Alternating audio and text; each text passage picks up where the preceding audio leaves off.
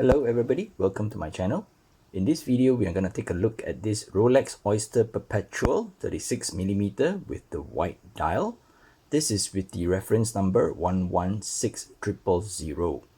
I did an unboxing video for this piece earlier, and I also talked about my decision making in getting this piece. Alright, some background about this new Oyster Perpetual. This new Oyster Perpetual was released or re-released in the year 2015, and it comes in several sizes and colors, but at that time there was no black dial and white dial option. Then in Baselworld 2018, Rolex quietly reintroduced the classic white and black dial version. Let's go over the specs of this piece here.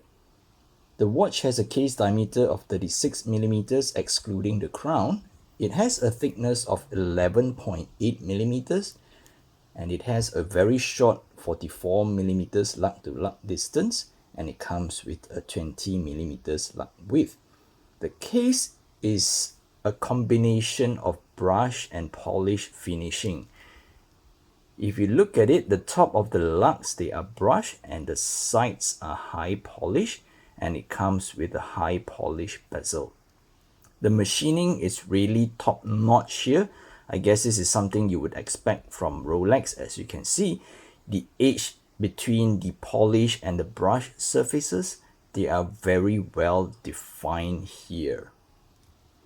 The case is made from Rolex 904L stainless steel, which is a little bit more corrosion resistant than the regular 316L.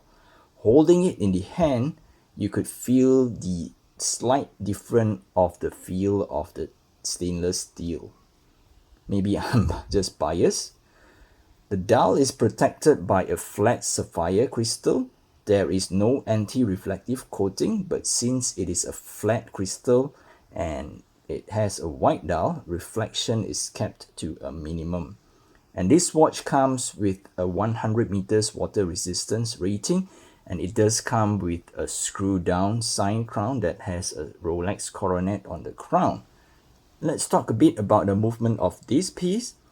This piece is powered by Rolex in-house 3130 movement. It is the same movement powering the more expensive Submariner No Date.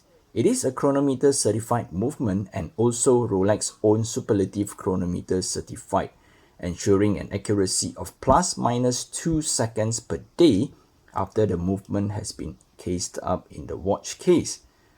The movement is fitted with Rolex own parachrome hairspring for greater anti-magnetic properties. Although the movement cannot be seen, it is still highly decorated with its pink reverses gear for automatic winding mechanism. It has 31 jewels, it hacks and hand winds, and has a power reserve of 48 hours. Taking a look at the back of the watch, we are greeted with a very plain, sterile Rolex case back. Let's move back to the face. The face of this piece is quite simple. Despite Rolex calling it a white dial, the dial is not really white. It is slightly off-white with some, I would say, some silver glitter in certain angles. You can see, hopefully it's showing up here. On the dial, there is an iconic Rolex coronet at the 12 o'clock position. It is kind of subtle and muted on the white dial, something which I like. All the indices, they are applied, and the indices and hands are made of solid 18K white gold.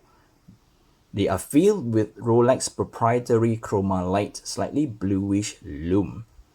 And some people, they just do not like the indices on the 369 position because it's sort of like a double baton indices rather than the normal single rectangular indices. Taking a closer look at the applied hour markers, they are actually very well done. The hour markers are quite tall, and even though this is a white dial, it sort of like gives some kind of a shadow or certain kind of a reflection, making the dial quite legible here. The bracelet on this piece is the iconic Oyster style bracelet made from the same 904L stainless steel as with the case.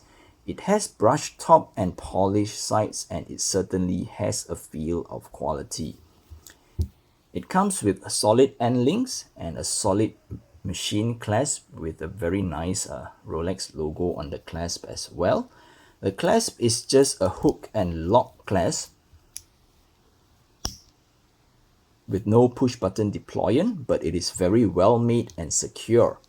Well, the coronet logo is only engraved and not like 3D machine as with those higher ends Rolex model, but it's still very nice.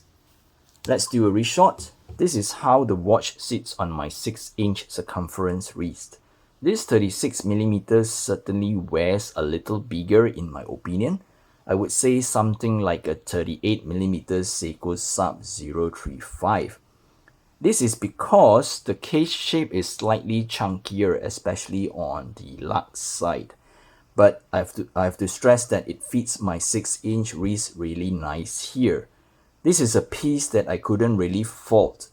It is truly a well-made timepiece. Okay, with the reshot done, let's quickly wrap this video up. I did an unboxing video for this piece where I share my thoughts about getting a first Rolex. If you're interested, the link to that video is in the description below. So as usual, if you're new to my channel, please don't forget to subscribe to my channel. It does help me a lot, and you can also follow me on my Instagram at gfw_watch for more watch pictures. Till then, I'll catch you guys in the next video. Bye bye.